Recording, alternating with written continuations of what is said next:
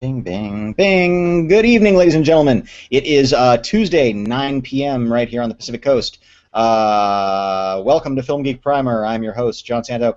And tonight, we are going to be playing a little game. We are going to be discussing some films, and we're going to be talking about something else that I'm not really sure what it is. Dub's going to bring it up later, and we'll get to that. So at first, let's start with our exciting theme song. Take it away, Shu.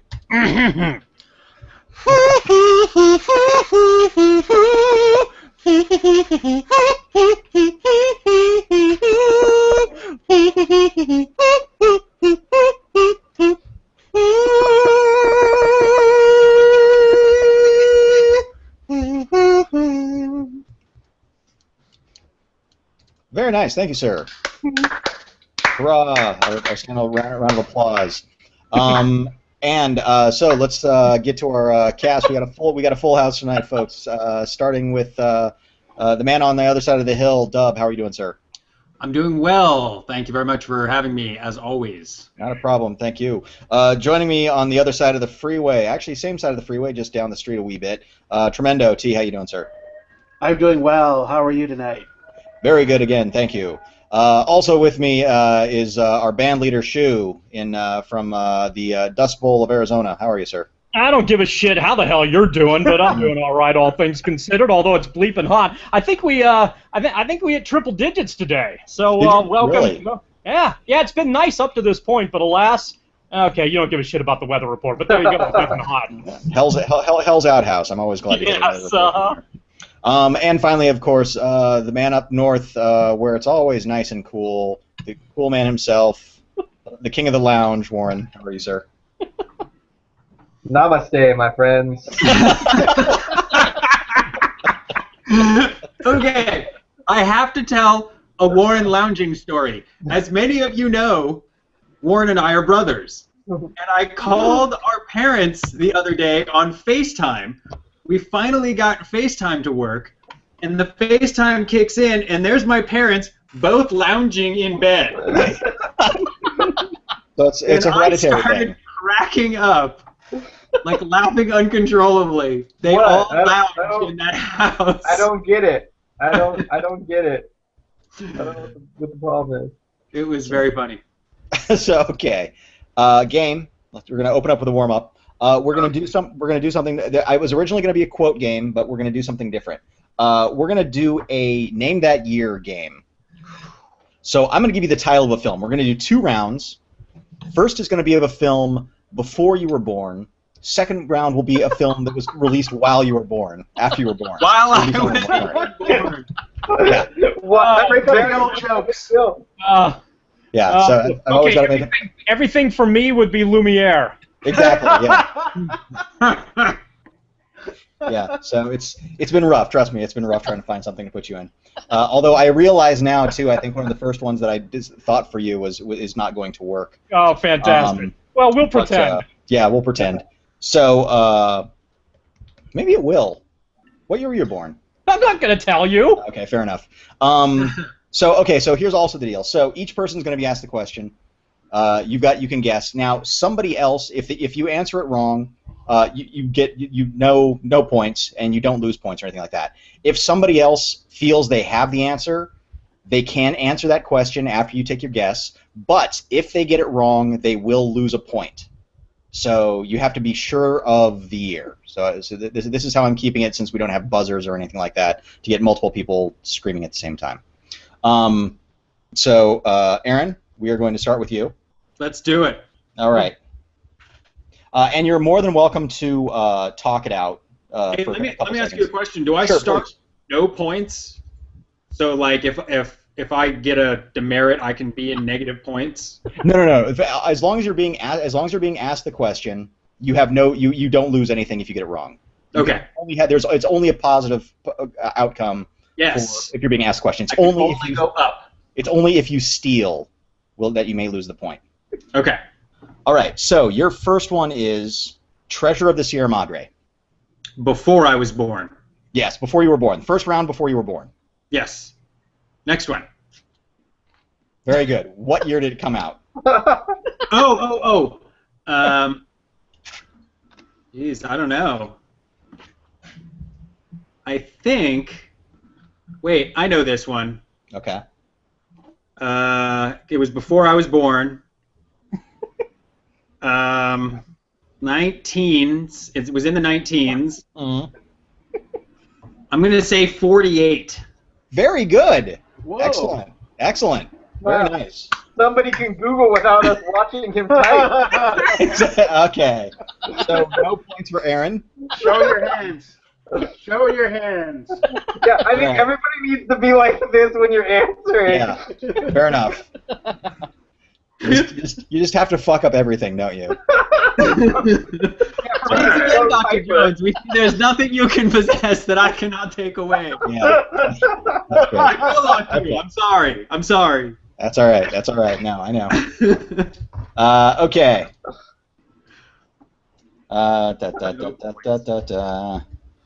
No points for you then. As a matter of fact, I should take a point away from you. So that you can be negative, and with good cause. which is the one thing you really feared was to just be negative. Yeah, that, Right? You know, Dub, that's my job. I'm negative all the time. All right. So why aren't you popping up here? There we go. Okay. Are you keeping That's this why. on a spreadsheet? All right. T. Yeah. Go for it. Singing in the Rain. 56. Singing in the Rain. Sorry? 56. Close, right decade, 1952. Oh. 1952. Hey, you're in good effort. Yeah, you got the good effort thing. All right, no hands. Even when you looked it up, you got it wrong. No. My penis looked it up. That's right, really. Oh, no, that one came out, shoot. I thought of a good one for Shu, but that one actually came out before he was born, or after he was born. It was going to be Wild Rovers, but nobody would have... what before she was born? How about Birth of a Nation?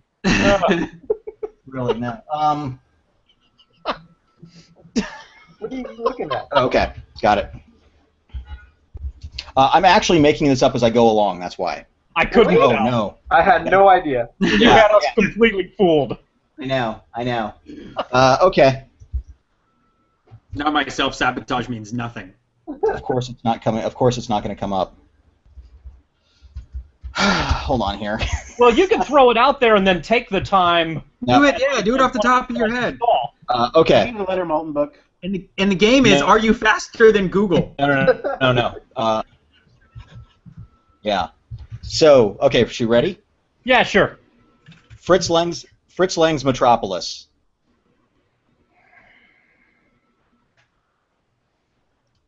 $1932. No, incorrect. It would be 1927. Regular sound started in 1929. That's what threw me no. off. You know, that 5-year difference No. between, the point where I was born and not. That's right, exactly. Yeah, exactly. Okay, Warren, High Plains Drifter. High Plains Drifter. Oh, wait a minute. You know what? That's a lie because that one came out after you were born. Yeah, I was gonna say. Okay. Yeah. Was that No, 74 though? No, High Plains Drifter, I believe, was 73. Yeah, Let me double check on that. Yeah, 73. 72 or 73, I think.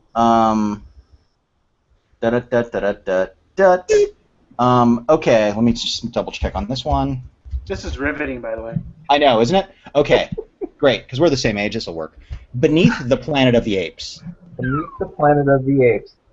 I was talking to my friend Siri, and he said, what year was Beneath the Planet of the Apes? 1970. 1970, excellent. You win a point, sir. All right, so after our first round, The only legit win. the only legit win is Warren. All right, so we're moving on to round two. Bring it. Movies that came out while you were alive, while you've been alive. While you were born. While you were born. All right, Aaron. Yeah. Let's do Hands up. Hands Up. Top Secret. Top Secret. I know this one. Oh, maybe not. You say 1986? No, that is incorrect. Would anyone like to steal? That hasn't looked it up. But if I steal and I lose a point, right? Then you're back to 0, correct. You yes. lose the point. No, because that point could be the winner. I think You're I'll the only steal. point that's happened. I'll Okay. steal. Sorry, 84. okay. Sorry? 84? Did you look it up? No. Okay, very good, sir. You got a point. All right, 1-1. Okay, Gabe, tremendo. Okay.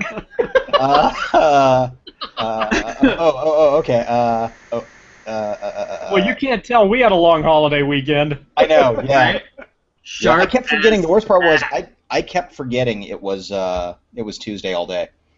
I would too. All right. The Ridley Scott classic, "Someone to Watch Over Me."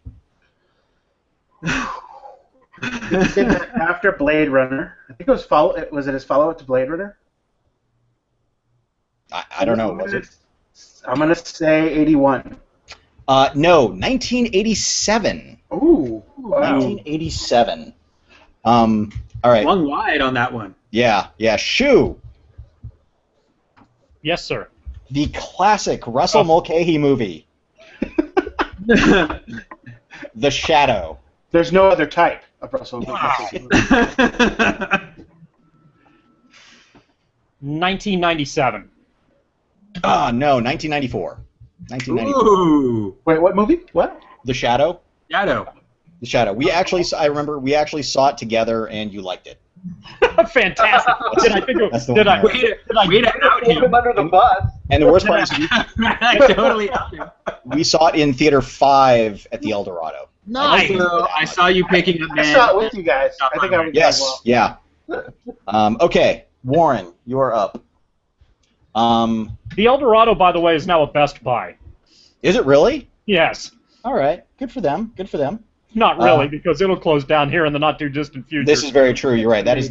Actually, the scary part is now the El Dorado in Tucson, Arizona, was actually where they premiere. It was called the El Dorado after the Howard Hawks movie because that's where they actually had the premiere for that movie. Correct.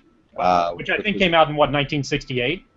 Wow, if you got that right, I'll be very happy. But, Does he get a bonus point? I actually probably should give him a bonus point for that. I just had Unless I'm curiosity. wrong. No, 1966. So you get. Lose a point. Lose a point. So okay. During this game, you can't mention a year and get it wrong, or you lose a point. So even in casual conversation, if you mention a year and you're wrong, yeah, you lose a point. That'll be the next one. Okay, so, I know. All right, Warren. One Crazy Summer. Ooh. One Crazy Summer. Did we see that in the theater?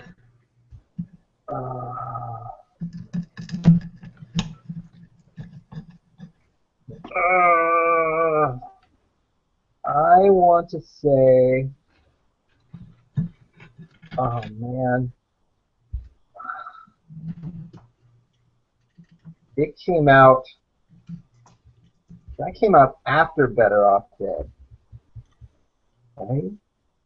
1987. No, the answer is 1986. Very close. 1986 was my first. Oh! Yeah.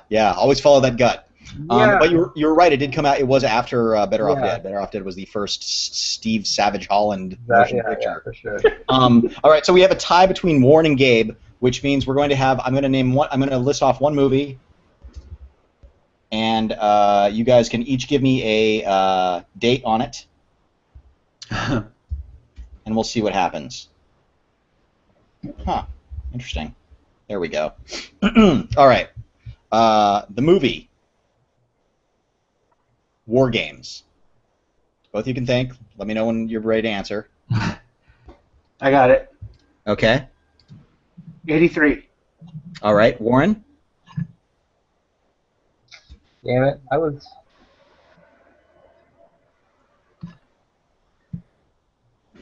80. You are allowed to guess the same year if you feel necessary, but I'm just letting you know. 80. In theory, the game can go on forever, No, in theory. right? So We can all to make play it not go on tic-tac-toe, forever, I'll too. just say, wait, I would have been 10, so 82. 82. No, the correct answer is 1983. T, congratulations. Thank you, thank you. All right. Well, shouldn't that be happy music? He won. Yeah, that was just a happy music. yeah. All right. I love that Shoes game show is not a celebration of the winner of the game show. Oh no. No. It's What about songs. for the loser? It's all songs for the fallen. Like you never get to meet whoever wins Top Chef. You just Which I call think it was released in 1991. Oh, I should. Doesn't matter. Okay, Dub. So you had a question that you wanted to ask before, in between bites. Right? Of. You can't just throw to me. Looks delicious, by the way. You knew we were moving on to part 2, which is I It's mentioned. human earlier. flesh. I need to finish it before my wife gets home. All right. You're not recording, are you? Mm-mm. All right. Not So watching. you had a thing. I had a thing. No. Clear it up. Okay, hold on here. Before, yeah, little shot of penicillin did that. So before just before we started, you were going to ask something, and then you said, "Oh wait, let's hold off," and then so whatever that is. Oh, it was my essential. It had to do with my essential film. Oh, so really there was no topic then that we would get into. There was the topic of pure cinema that we were talking about beforehand. Okay, well let's move on to our essentials then. So we had something going on, and then I thought it was going somewhere but he didn't mention that it was with his essentials. So we're back to square zero. I apologize. I thought That's I okay. mentioned. No, that's okay. That's okay. 'Cause I said, I was going to talk about that with my essential. Oh, I didn't catch that part. I thought it was something else that you were going to wait on. All right, so then let's play another round of the game. No. Yes, I'm up for it. I will crush you all. Yeah. So The year 1920. let's get into our essentials then. I'll films- start. Okay. Let's hear it. Since I feel bad that I mistakenly set up for a segment that didn't exist. No, that's okay. We'll probably end up at least in less than an hour episode tonight. That's not a bad thing. Well, we were talking about. I'm sure it'll go from here. We were talking about action movies early on, and a little bit before the show, and I had wanted to pick an essential action film. And Die Hard is a good one. There's all sorts of great action movies, of course, but I decided to go with The Matrix because it really crystallizes a laudable quality in action films in general. When you think of whether or not an action film is good or bad, it usually has this quality, which is the action sequences more or less serve as the character's emotional development. They are things that sort of elevate the character into their heightened state, into their more fuller selves. Not just a tacked-on car chase, although those can be good, but real character development. So one of the first sort of action set pieces in The Matrix is literally the set piece of the Dojang where they fight. And you see his character develop. So The Matrix, if you haven't seen it, as my recommendation, is the story of Keanu Reeves, who very early on gets plucked by, how would you describe him? Some sort of sci-fi individual because he may or may not be the chosen one. It has to do with free will and control, and is what we see real? And If you're worried about spoilers, I wouldn't sweat that. Yeah, well, I'm not going to. But each sequence in that film ups the ante of what the character can do and can be. So it ties in directly with what that character is. Another good film that does this is Star Wars. Another sort of action sequence as character development stage, right down to the last shot, which he fires without the computer and uses the Force. Spoilers You ruined it! But I really like that in an action film, and every time I see it, I was actually trying to look up and refresh my mind on like Captain America, which I saw recently, and to place the action sequences in the emotional arc of the character. But they do have several moments where the confrontation with the Winter Soldier occurs at the end of or beginning of an action sequence. So they also tie in the character's emotional development with the action sequence. And I that's something I always look for in a really good action movie. And a lot of the ones that I would throw on the essentials action list fall under that category. Now, do you mind if I interject here a moment? Please. Please do. Because it sounds as though, and maybe you can clarify a little bit for me, Dub, it sounds as though a lot of the examples that you have brought to the fore have to do with almost the training montage aspect, where a character goes from not understanding what he or she has ultimately got himself or herself into to growing as a result of. But I don't know if it's a character growth as much as it's almost a video game growth, where you play the game a little bit more, you start to figure out some things, and then you get to a point where you can engage in whatever ultimate battle you need to ultimately win. Are there different examples of action acts as character development in some of the movies that you can bring to mind? Well, one of the early examples of the sort of modern action movie that I was thinking of throwing on the list was First Blood, which is just one of my favorites. It led to the Rambo series, which is a completely different kind of animal, but that first movie is a great sort of action movie where as it progresses, it becomes more and more revelatory of the characters. It shows him who he is as a character. It's not so much a training montage and a getting better. It's more of a continuous sequence of events. But that falls under the same sort of category of and I'm sure it's a basic dramatic statement I'm butchering here, but the action is derived from the character. Behavior is derived from personality. So you get to see the character acting out, specifically in the Rambo case, you get to see the character acting out in First Blood as very much a direct extension of, in that film anyway, of very real human-ish emotion. Right. Like I think human emotions count for First Blood. First Blood, especially since he's a Vietnam vet, and that was not.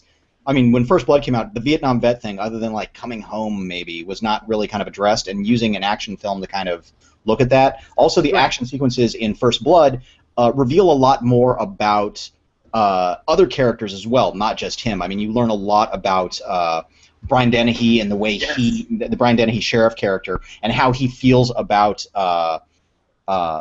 just this, kind of, I wouldn't say war veterans in general, but definitely this type of human being, how he feels about quotes. But he considered him like a homeless man, I believe, is how he was looking at it, even though all he was trying to do was trying to get from point A to point B. He was trying to find a friend. His last friend had killed himself in the beginning of the movie, like the last person who was part of his company. He was reaching out and finding nothing. And all he got was beaten up in a bad hose shower for his troubles. And I agree with a lot of that. His character never changes as a result of Rambo's actions. He just remains the same stubborn son of a bitch who thinks he's a psycho. Yep. But I agree with a lot of stuff. I think for The Matrix, I kind of look at it differently.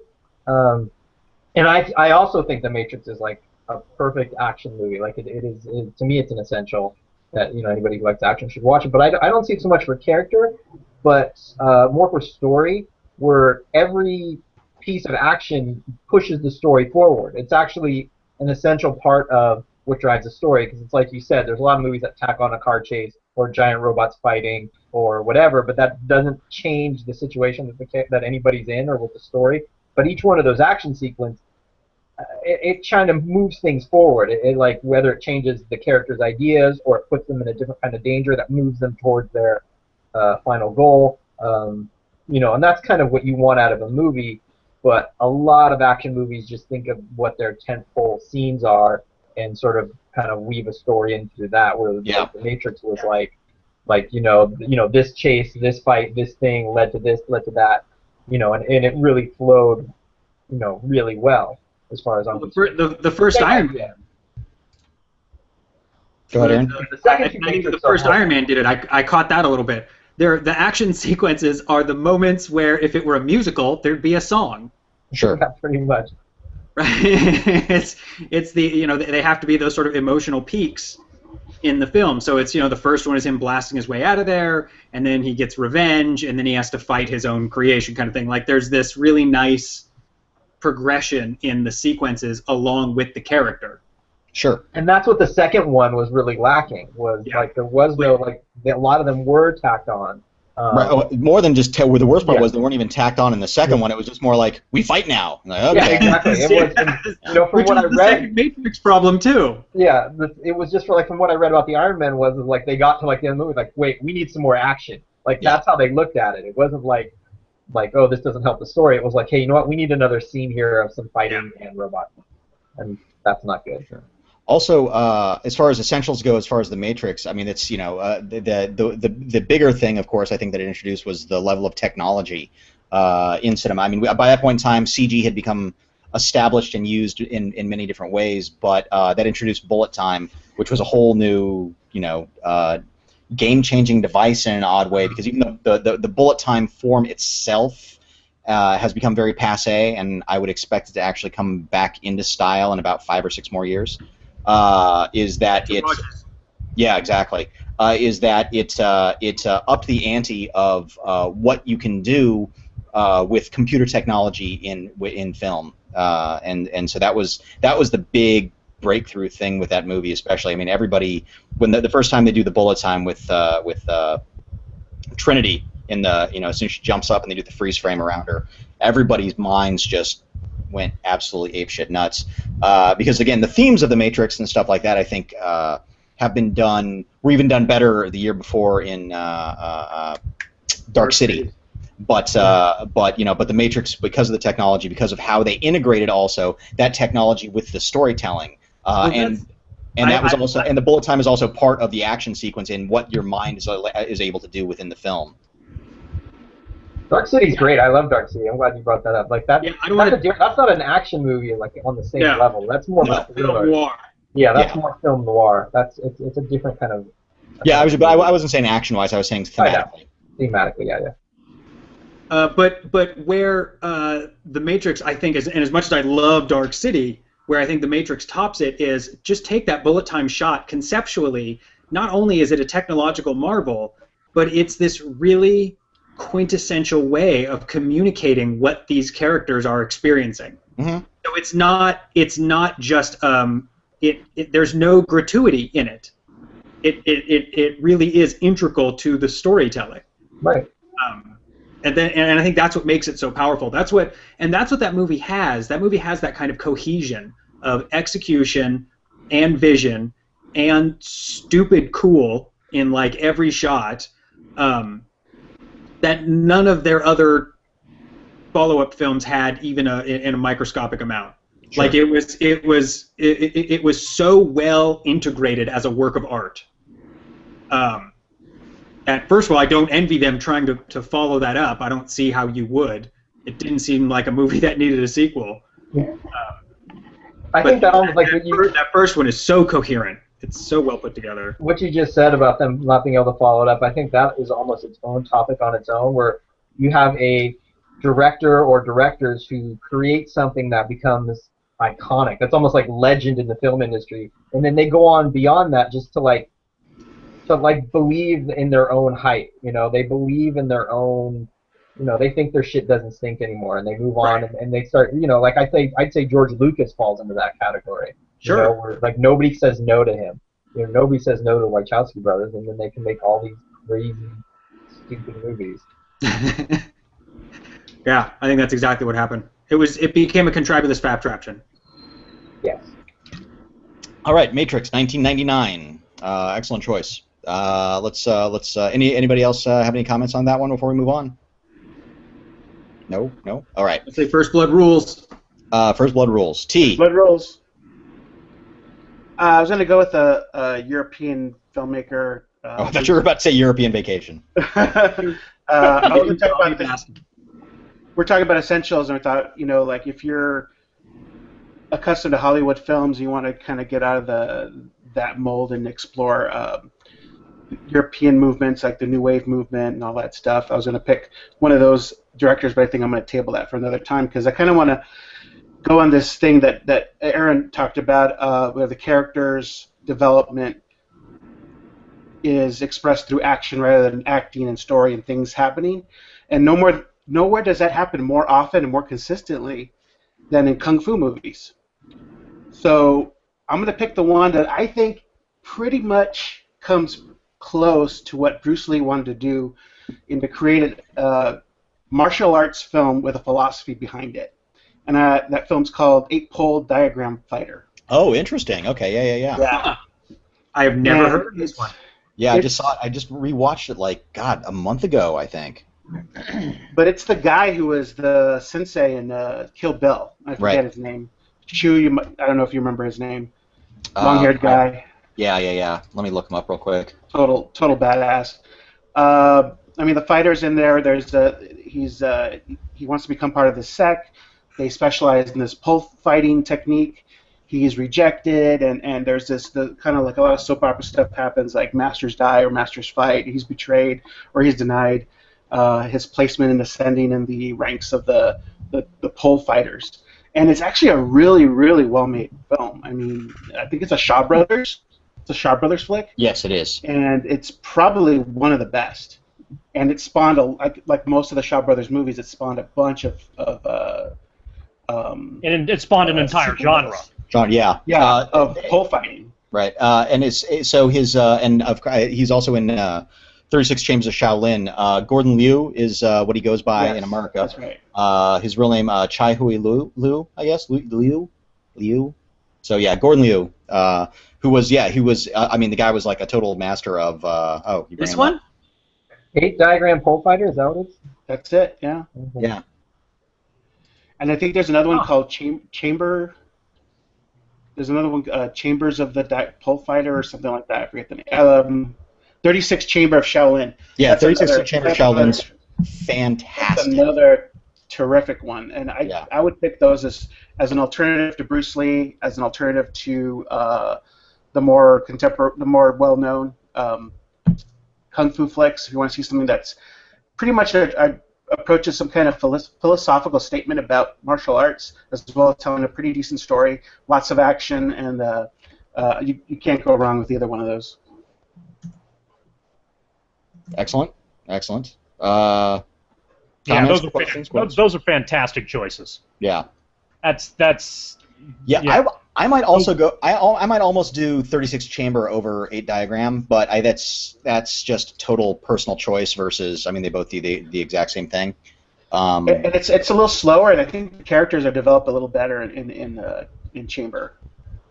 Yeah, maybe so. It also has the. I mean, the training sequences in Chamber are fantastic. Although again, and it's that same thing that they kind of carry over through a lot of those movies. Is there's so much emphasis. First act is somebody's killed or something happens or something goes wrong, and setting the character on their quest, and then they go through the large training section of it in the films, and those are always great because that's always got the punch your hands through flaming sand or whatever they do, and it's all about overcoming, much like in the Matrix. It's all about overcoming the physical bounds and into a mental state of understanding what you are and are not capable of. No special effects as well. Yeah. I think Gordon Liu was like the real deal. I think he was actually a ranked martial artist. Yeah, that guy's insane. No, the guy's insane to watch. And like the opening, just Google and watch the opening credit sequence of 36 Chamber, where it has him doing all sorts of stuff, and it's really fantastic to watch. But no, nice choice actually. That's a good one. That's a really good one. Shu. I'm going to stay around the Pacific Rim myself and not necessarily venture out of that general time frame either. but I'm going to a different country, and I'm going to a slightly different genre. I'm heading into Japan. I'm opting for samurai, but it's not Kurosawa. I think it's maybe the best samurai film that is not Kurosawa related or Mifune related, although there is some of that in there. Hold on. I'm kind of curious. Let's see here. Hold on. It's not. Oh my God. Go ahead. I'm curious.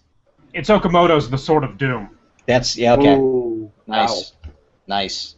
Yeah. It's also available on Criterion, so I think it's fairly easily accessible and may be available to watch streaming on Hulu Plus. Maybe on Hulu Plus, yeah. And it's and one of the things about Japanese films, if the pace issue bothers you, you need to be aware of that going in. It has a lot of that slow-moving, deliberate kind of Japanese build-up thing that takes place. But the main samurai is just such a badass from the get-go, and it becomes an interesting study in psychological meltdown. Yeah, it's on Hulu. There's a fantastic scene on a bridge where he's watching another samurai kick ass and pretty much knows that guy's better than he is, and then he goes from kind of being this cocky SOB to this complete mental psychological breakdown right in front of your eyes, because he now kind of knows he ain't the top of the rung anymore, and it drives him nuts. And and you can see it on screen until it has this unreal battle scene at the end, which is what, 10, 15 minutes long? Something like that, yeah. So different in feel than the rest of the slow, deliberate build-up that takes place up to that point. It's an absolutely phenomenal film, and would be highly recommended from an action scene standpoint once you get to an end, from the deliberate nature of its build, and from a character development and ultimate character meltdown standpoint as well. If you can get through the pacing and be aware of that, it's a great watch, and obviously I would highly recommend it. Yeah, and actually it's interesting because I think going into Dub's thing about action and character, that final battle is the way it's put together. It's because he's gone psychotic. You know, it's because he's completely lost it, and that's the way that action sequence is treated. There's no that formalism or I wouldn't even say the rules of samurai sword fighting or anything like that, but or kempo. But it's just mass slaughter to some extent, and the very final shot of the film is even emphasizes that, and I think that's a great, like, you know, just to see the progress of this character and where he ends up. That final action scene really kind of just shows his insanity. And another thing that I really like about that film is that he's never a nice guy. He's not a hero, and he's not an anti-hero either. No, you know, he's almost as, from a character standpoint, he's almost as rogue as the job is. Yeah. There's kind of there's a certain, I don't know if neutrality is the word, but there's a certain detached, this is the job, I'm a contractor, once this job's over, then I'm moving on quality, that sometimes gets sort of brushed aside in the samurai movie, because the samurai or the ronin becomes a little bit too attached to the individuals and folks that he's ultimately involved in rescuing or supporting or that sort of thing. But this movie doesn't have that at all. He stays very consistent to what the role of that position ultimately is, and it's a job, but he's not anymore the best at it. So yeah, it's very much there's not a point where you're right, where he's really a good guy, but there's always the realization that this is a contract job and he's sort of detached from the whole process, but he's really good at it. But as it progresses, once he gets that moment where he sees somebody else on the bridge, he's not the best, and then the meltdown takes place, and the movie takes an entirely different tone, and it kind of catches you off guard, I think. And then based on the deliberate nature and the buildup of what most of the film is, to get the chaotic nature of what that concluding scene is, and have it tied into psychological meltdown. If you want character development that ties into an action scene, or an action scene that ties into character development, the concluding bit in The Sword of Doom certainly delivers in that regard. Mm-hmm. And I want to say it's Kobayashi who directed that. No. Kihachi Okamoto. Interesting. I'm not sure. I don't know if I know any of his other stuff off the top of my head. Yeah, if you go through the process of looking at some of his other biographies, his list is a lot more well known than we may have anticipated. Sure. He kind of drifts into that the Japanese sort of modern thief realm with a lot of stuff, and I think Santo, you and I have seen a fair amount of those over the. He directed Zatoichi Mitsuyo Jimbo. And there is that. That's a good one. That's a good one. Yeah. Oh, geez. He directed Red Lion, Japan's Longest Day. Okay, this guy's been around. And his background's very interesting too. He was and it's very easy to access his bio there at IMDb, which talks about his experiences during the war and how he basically views his position as being one of the lucky ones who survived and is now, as a result of that, going to tell stories, whereas a lot of his contemporaries, for obvious reasons, weren't given that opportunity. Sure. So he approaches his filmmaking as a result of the experiences that he endured during the late 30s and early to mid 40s. Wow. Yeah, it's and of course it stars Tatsuya Nakadai, who's the.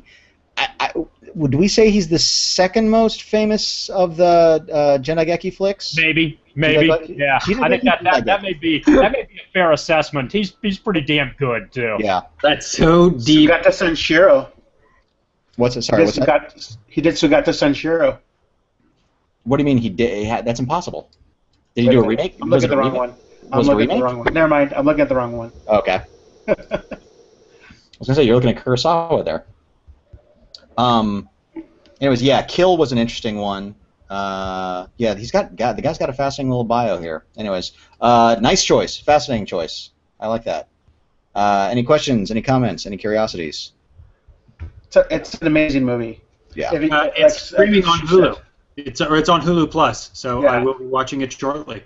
Oh, nice.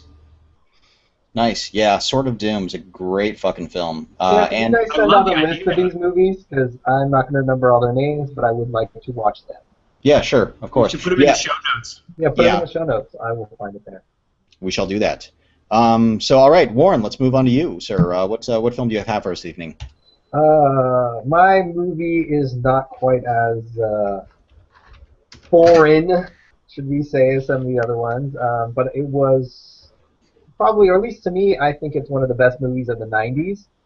I think it saved it was a genre that for a long time was sort of dead, and then started to come back in the early 90s, and I would say this is probably one of my favorite all-time in that genre. Oh, yeah.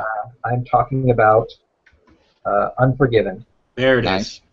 Clint Eastwood directed and stars in as a sort of washed-up killer of everything that's walked or crawled at one time or another.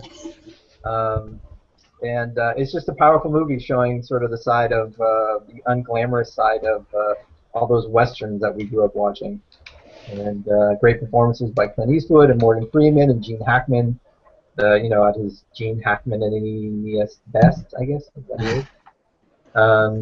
Yeah, and I just, it's one of those movies that I just, whenever it's on TV, I watch it. Whenever I get a chance, I can sit down and watch it. I just, and I think it's probably Clint Eastwood probably acting better than I've ever seen him act. Just old, grizzled guy, which is what he is, so. Yeah. I think the thing about Unforgiven that fascinates me is that it's one of those films where I always feel like I'm maybe reading more into it than I should, yet it feels like this is the Western version of Eastwood, the old Western character that he played in countless movies, basically reviewing his own work in that genre and sort of trying to say a lot of that is fable, yet this is the story that I'm trying to tell later in my career.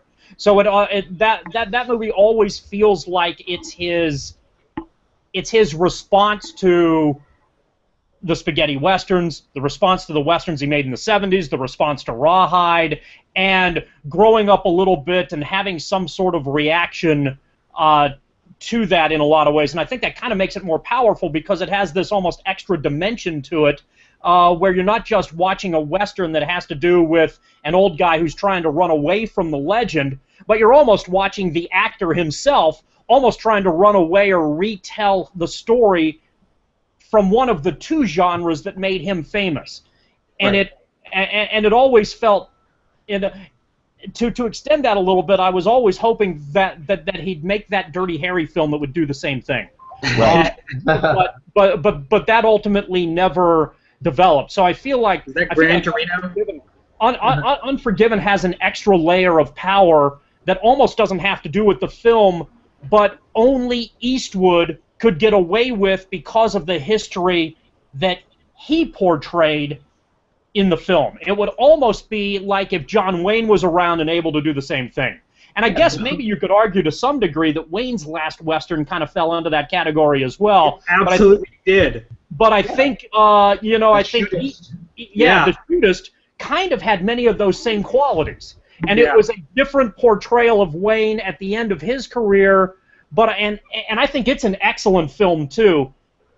But Unforgiven is great because of that extra layer that almost has nothing to do with if there are. It invites you. I mean, that's what's so. That's Sorry, hold on. Actually, you're actually correct, and you're not reading too far into it. He actually had the script for 10 years, and was waiting for himself to get older so he could so he could do the role properly. He wasn't grizzled enough. He wasn't exactly. That was. Grizzled. Yeah, and the film itself is dedicated to Sergio Leone and Don Siegel.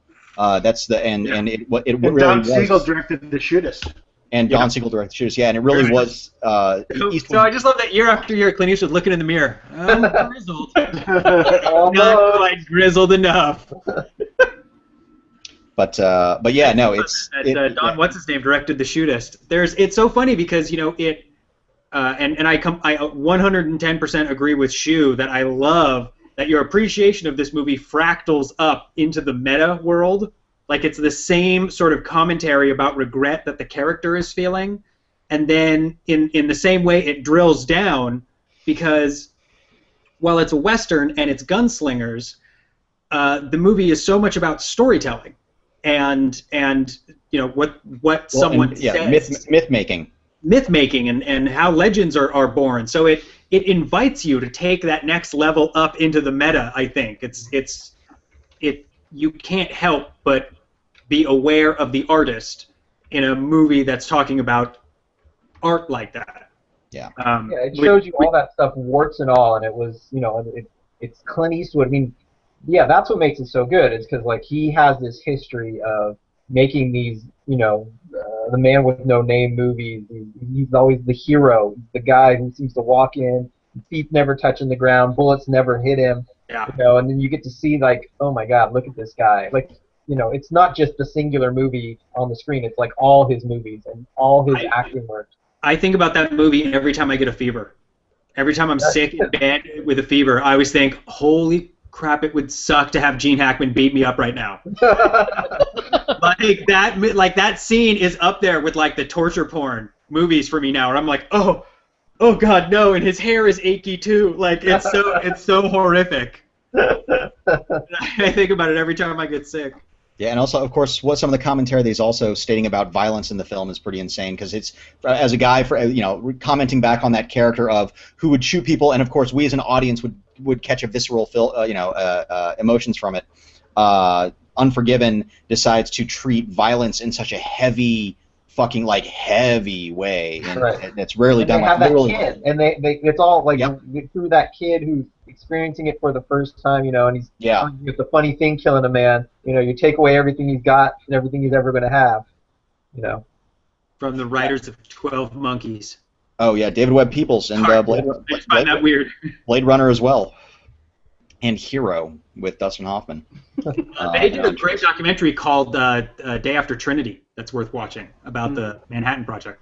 Anyway, sidetrack. Unforgiven has that same quality as The Matrix, where everything is interwoven together. Yeah. Like it feels like a coherent vision, a coherent presentation of art. And I remember not liking it when I first saw it.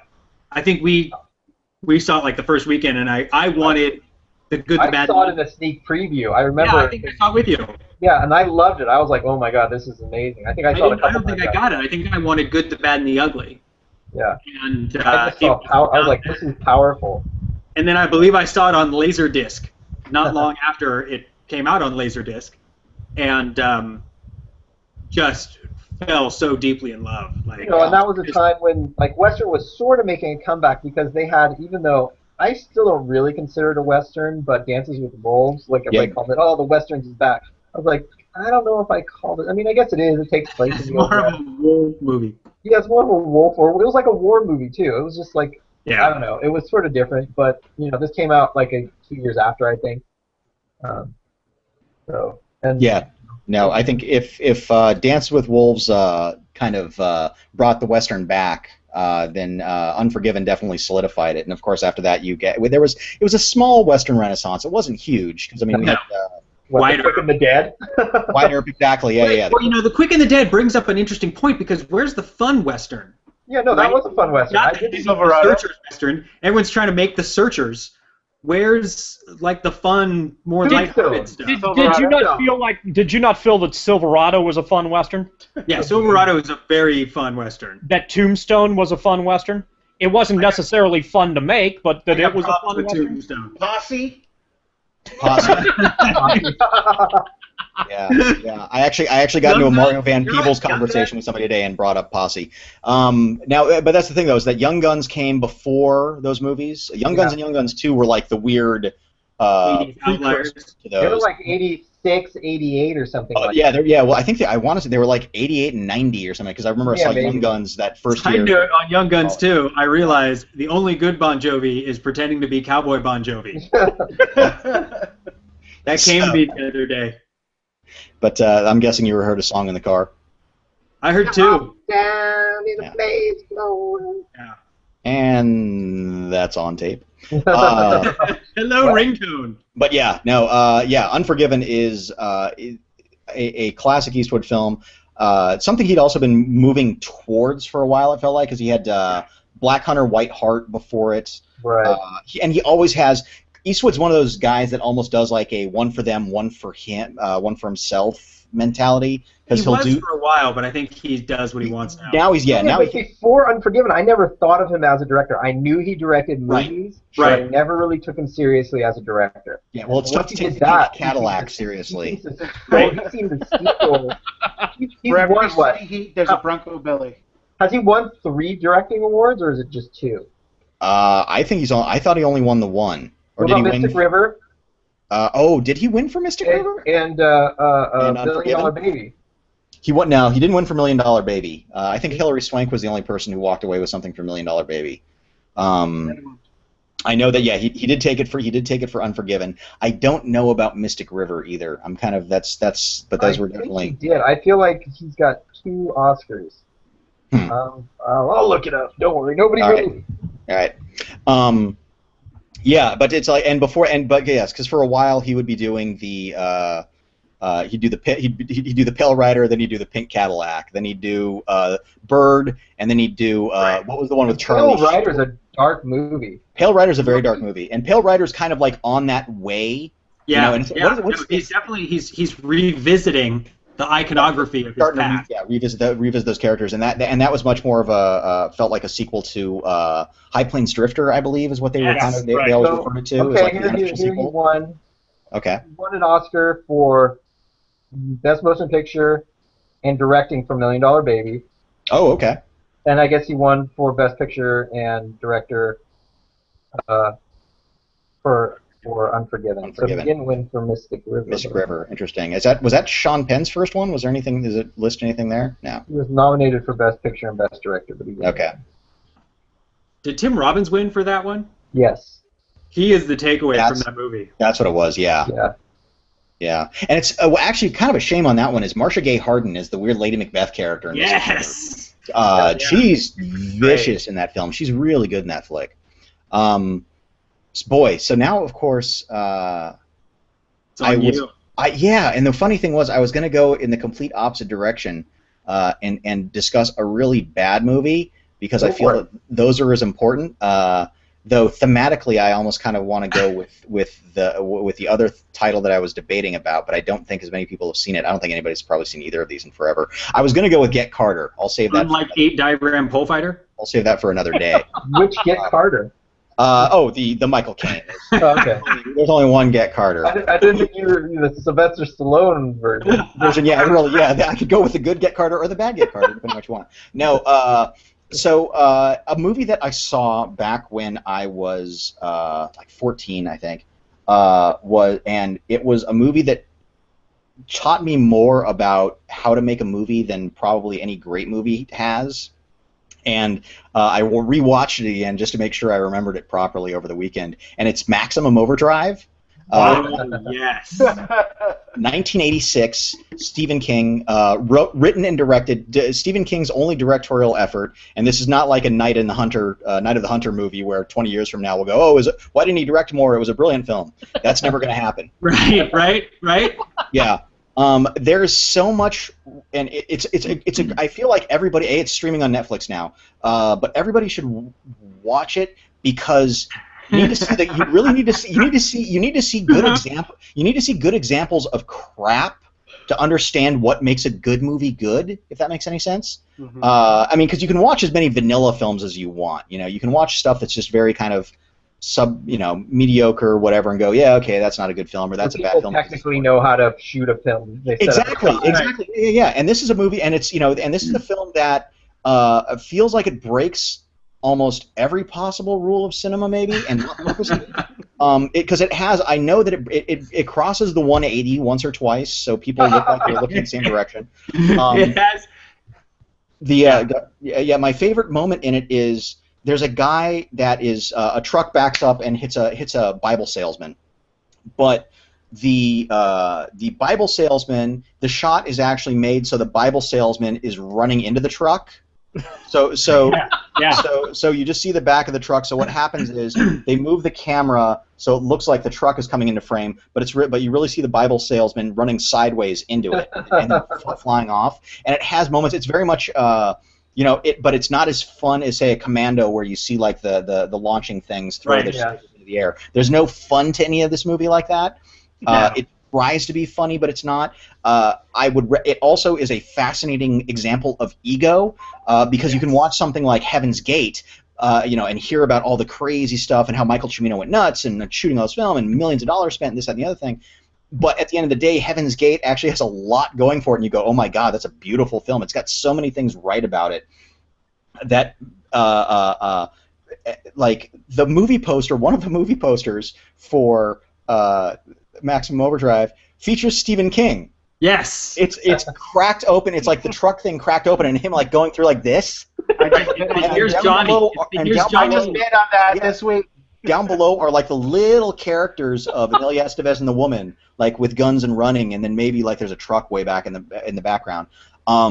It's also the worst use of any Marvel character because they licensed the Green Goblin for the face of the main. Oh yeah, the truck. Right. It has Stephen King says that he was high on cocaine the entire time. He's publicly stated this in Hollywood King, I think is the book or something like that. It was about his adventures in Hollywood and movies and stuff. He claims it's his worst adaptation, which is easy to do. He can't bitch about The Shining after that. Right. And then he made a trailer that featured him. He was Garth Marenghi. He was Dreamweaver. Plus actor. Actor. No, because he actually acts in it as well. And one of my favorite parts about Maximum Overdrive. Yeah. Stephen King, you can do anything you want. You can have any music you desire in your film. You just name it. I only got 4 letters for you. Yep. AC/DC. Yep. The whole soundtrack. Even like the score, if I remember, like there's parts where it's just instrumentalization of AC/DC. Sorry, so that's the poster, really quick. That's where it's like all your characters are down below these little things, and you got a giant Stephen King head sticking out of this ripped portion because no poster can contain him. No poster can contain his whole beard. And he's got manic. Side note: that wasn't supposed to happen. He accidentally snorted his way through.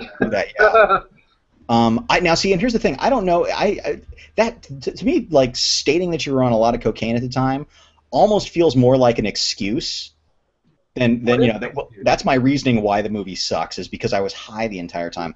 There was it's loaded though with character actors that you'll recognize from all sorts of stuff. Leon Rippey is in it as one of the guys. Oh my God. Lisa Simpson. Nancy. No, Yeardley. Yeardley Smith. Yeardley Smith is in it. Some amazingly mediocre / bad work by Emilio Estevez. The plot makes no sense. Like, there's everything they do. There's no organic reason for anything to happen.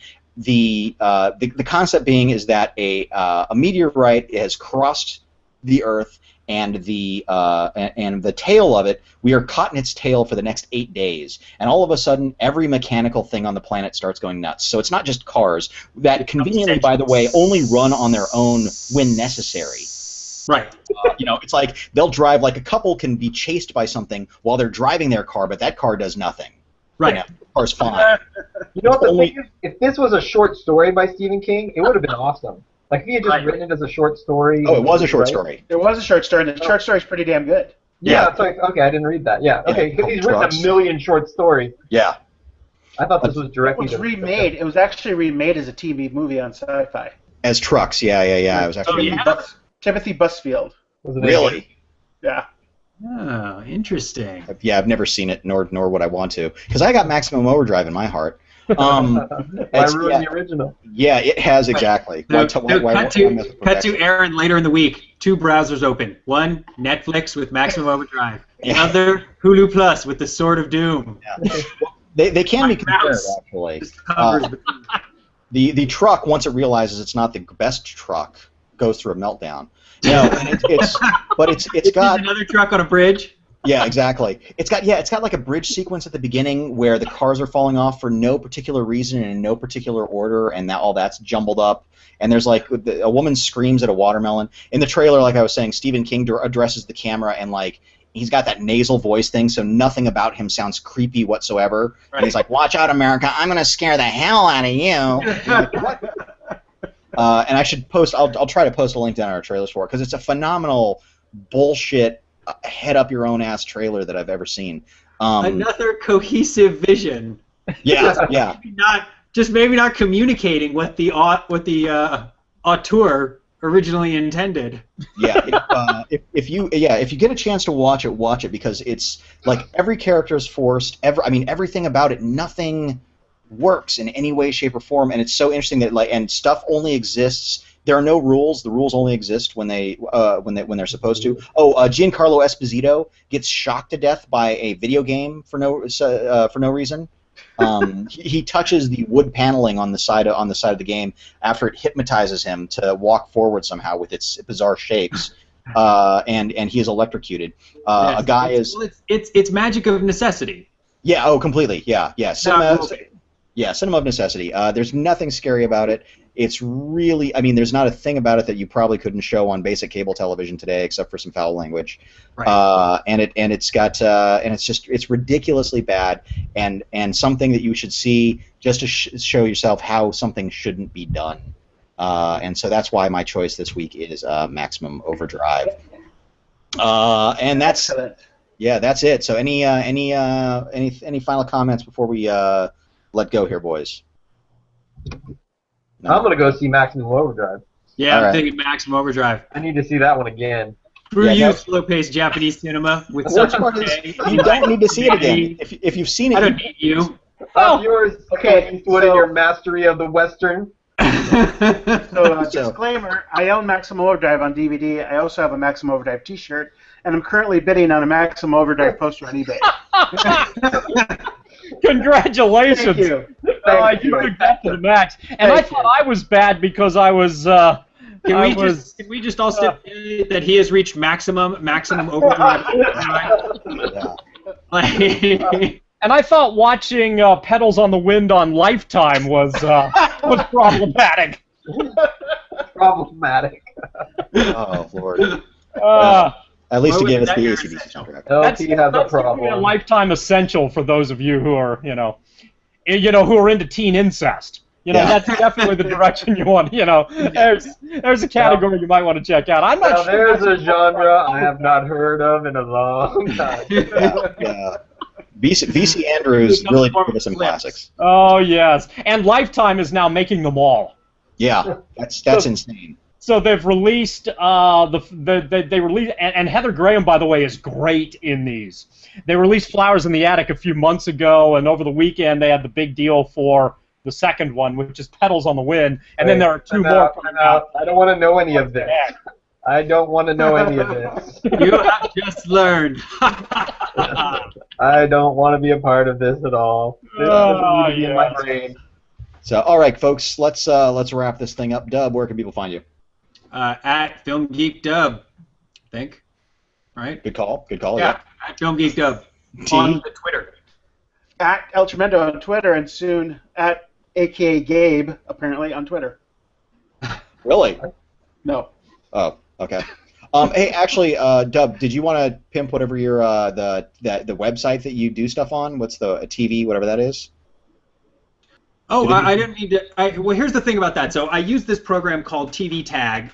It's basically Foursquare for what you're watching, and I use it partly to sort of keep track of what I'm watching. Like if I'm watching something randomly, I'll just sort of tag it, or during the commercials. It's another fun thing to do. And I use it, but I would love for it to be as popular as Twitter. Like I would love to know what like celebrities are watching, or what my friends are watching, or I would just love for that to be a regular part of the tweeting diet. Right. Right. So What's it I called? do it mainly to just stay on it, What's Gotcha. it called? be active. What's it called one more time? tvtag.com. And it's just gained one more follower, as you can tell by the intense look on Tremendo's face. And shoo. You can reach me at Pedals on the Wind Maximum Overdrive. Maximum overdrive. Or at SCH Universe. That would be Universe. And Warren.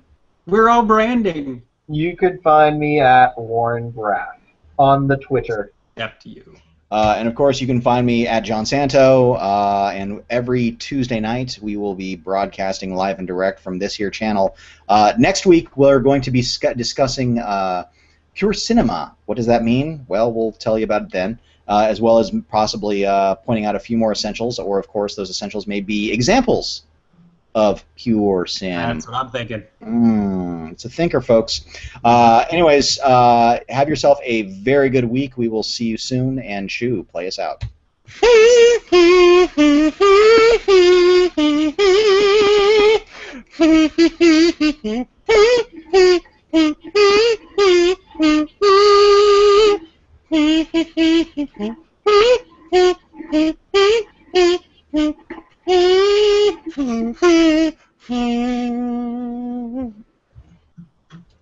We are Lo-Fi. Thank you, ladies and gentlemen. Have a good week.